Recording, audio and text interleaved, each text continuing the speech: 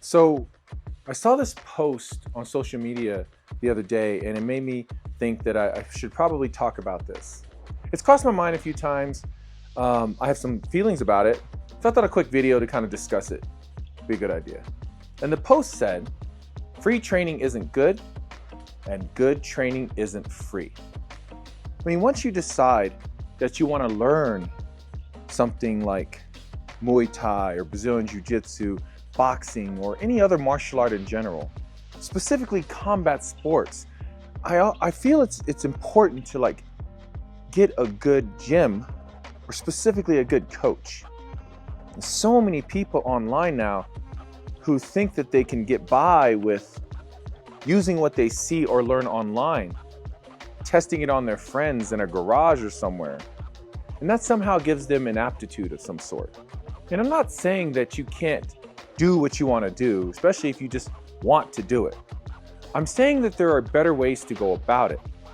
If you're serious, if you just want to have some fun with your friends and you're kind of playing around, I guess that's okay. It's how the seed is planted. It's how a passion can grow. But once it becomes a passion or a desire, a motivation to get in there and really learn this thing and get good at it, then there's no way around paid instruction. If you want good instruction, or even just decent, basic, fundamental instruction, man, I'm telling you, trying to learn these things, it's just, everyone thinks it's easy. Everyone thinks they can do it. You practice it, you go over what you're seeing, and you just think it'll just make sense. But without certain things being explained in certain ways, without fundamentals and basics being drilled in, without oversight or supervision and guidance, will not only hamper your ability to truly understand what you're doing and be good at it, it could put you in danger, and your friends or whoever you're training with, in whatever you're doing. Anything you want to do, any job, any career, anything, any hobby, there has to be education. And education requires teachers with knowledge and expertise and experience. So do you want to be good at this thing? This martial art you've chosen to take up? This passion that's growing within you? Do you want to have fun doing it? Do you want to be safe while practicing? Now, on top of instruction, getting good coaches, you need teammates. You need a team. You need a community. You and your friends doing your thing, bouncing around, trying different groups where you don't quite settle in because you're not willing to really pay to lock into a group. So you're kind of like just jumping into free trials. The guys who just show up at the open mat, who just show up to try to get free passes or a free week and just jump gym to gym and just try to soak up whatever they can without having any primary instructor or instruction. And without having a set group or a team that they can work with regularly, a group that you can grow together with. I'd say having teammates to train with, to drill with, to spar with is right up there with instruction. And with that, you gain peace of mind in knowing that you're all being instructed the same way. So the rules are clear. So you can do things safely. You can have confidence in that. When you're sharing, your mindset about it, given the culture of where you're learning and the style that you're learning and the style of that style, if that makes sense, then you have similar thinking in the way of the martial art that you're training or combat sport. And then after that, you need facilities, right? You need training space. You need the equipment. Now, what you need and what you want, that's debatable. You may not need heavy bags. A lot of places now, it's just all mats. You may need heavy bags. You may need a ring. You may not need a ring. It's all in, and again, it's all in how you're being instructed and what you're willing to pay for. Because of course, the more amenities, the bigger the facilities, so on and so forth, generally there's more cost. If you find a place that has just the basics and the instruction is good and the cost is where it needs to be, that is sufficient. That will do. But if you go to a nicer place that's kind of established and it has a lot of bells and whistles and the instruction is good and you have the money to play with as far as you're willing to invest to have those things, then that's good too. It's all in what you want, but understand you will have to pay for it. These instructors have put decades of their lives, years, into honing a craft, into becoming good at it, and then in learning how to teach it intelligently, teaching people how to balance emotions, teaching people how to do things safely, teaching people how to control aggression. I mean, I could run an entire list, but you get the gist of what I'm saying. So part of your investment is their knowledge. So you're paying to get a piece of their knowledge, for them to instruct you in a way that will increase your growth. And then you're paying to have teammates, right?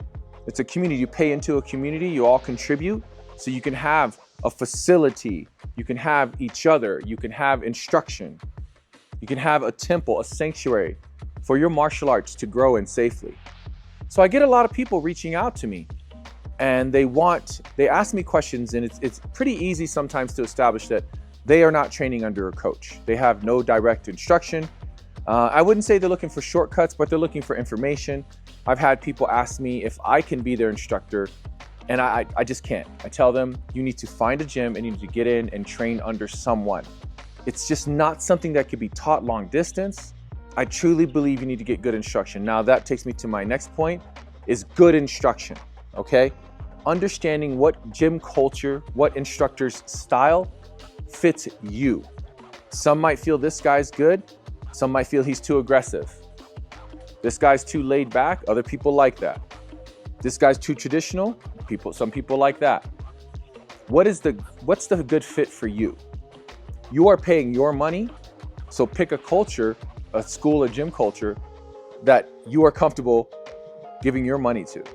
So to the people who are always complaining about the prices of memberships for schools and gyms, and always looking for ways to get over and looking for a place to train for free, to take advantage of that day or the kindness of certain coaches. I know people who have opened facilities and tried to just let people train there for minimal cost, if not no cost. And I've never seen a situation where that person wasn't taken advantage of. If people come in looking for that, looking to get over, looking for a deal, looking for a bargain, they're not really looking to invest themselves truly into what they're doing. The passion is not fully there. They're looking to cut corners from the get-go. And the times when I first started and I was cutting deals with people just to get my business off the ground and just to get going, I always got screwed. Those people were always looking for more, always looking to like undercut me in some way with price or instruction, or just the relationship started cheap and bargained, and it just didn't grow from there. Now, my heart goes out to the people who reach out to me, and when they ask me about those things and ask me to help them, and I tell them I can't, they need to find an instructor or school. What breaks my heart is when they tell me that there is no schools. There are no schools in their area. I've had people reach out to me from overseas. I'm in Turkey, and they don't have Muay Thai schools here where I live. Or I'm in a small town in Indiana, and there are no Jiu-Jitsu schools or Muay Thai schools around here. And that's when I feel sad, because they love something so much, it's just not available in the area that they're in, or the country, or whatever. That's when I feel for you. And I remember when I was a kid, it wasn't that it wasn't available, I just couldn't afford it. And so I remember just playing around with my friends. Now I knew I didn't know anything, so I didn't try to pretend that I did. And I just played around because I loved it so much. I just wanted to try the kicks and the punches and the spinning and all that stuff, all the flashy stuff. Even to the point where it was like making little kung fu movies with my friends, just to be doing it. And I really couldn't afford to do it until I was an adult and I had a job and I moved to the mainland, and I could afford my own membership, my own instruction. And when that day happened, I knew I was waiting for that my whole life. I really wanted it so bad. When I finally became a part of it and was able to do it, it changed my life.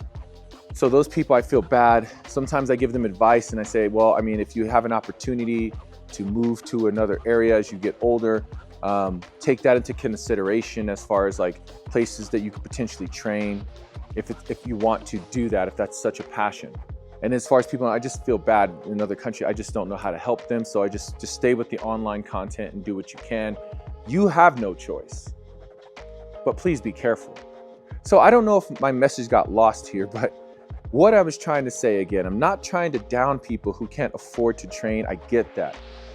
I'm trying to say that the people who are kind of, if they wanted to, they could pay for the memberships.